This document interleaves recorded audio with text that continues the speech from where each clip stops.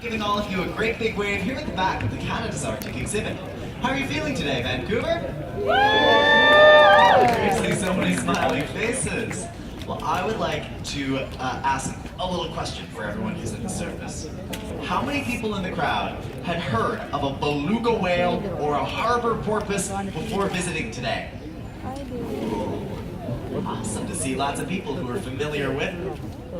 How many of you who just raised your hands have had the chance to see either species in their natural habitat?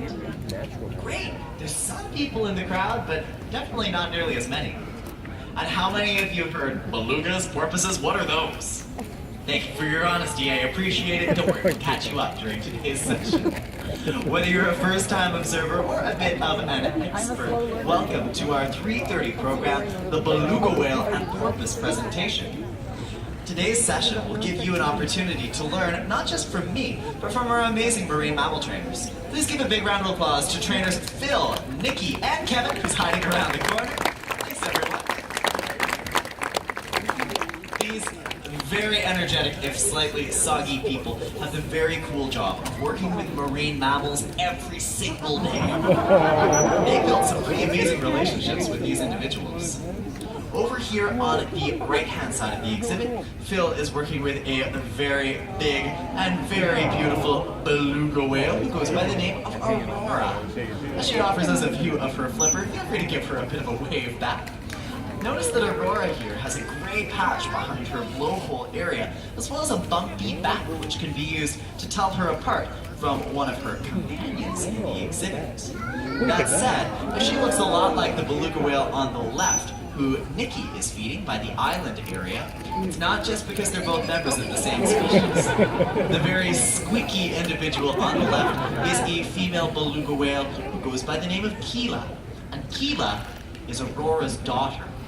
She holds the honor of being the first beluga whale conceived and born at any Canadian facility.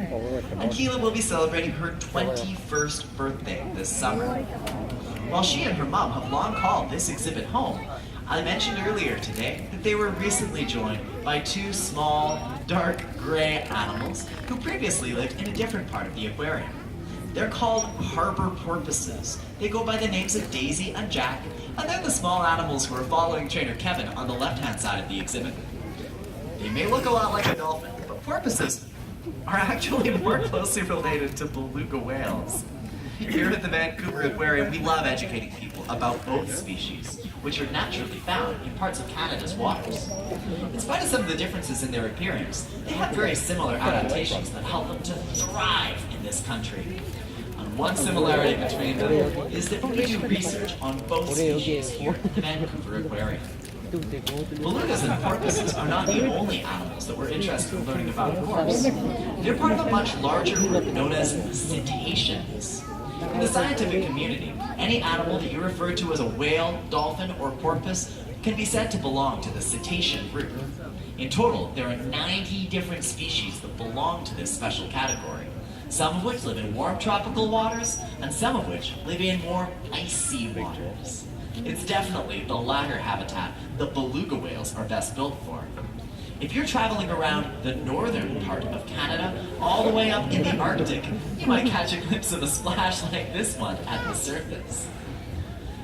Harbor porpoises, by contrast, are more famous for living in the temperate waters off of our country's coasts, including both off of the Maritimes in the east and here in British Columbia in the west. Harbor porpoises also share beluga whales with some subarctic territories, including in some waters off of Alaska. Taking a look at the differences among these individuals, you can certainly probably see that beluga whales are better built for life where it's cold, thanks to their white-colored bodies, and the thick layers of fat that Aurora's just used to make a big splash at the surface.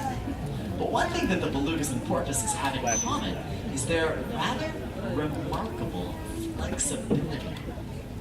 Beluga whales in particular can manipulate their bodies in ways that you might not expect for creatures so large. One of my favorite parts of a beluga's anatomy are the flexible lips that Keela is using to deliver a little bit of a splash at the surface. These animals need a lot of energy to engage in maneuvers like this one, or for that matter, to travel, to find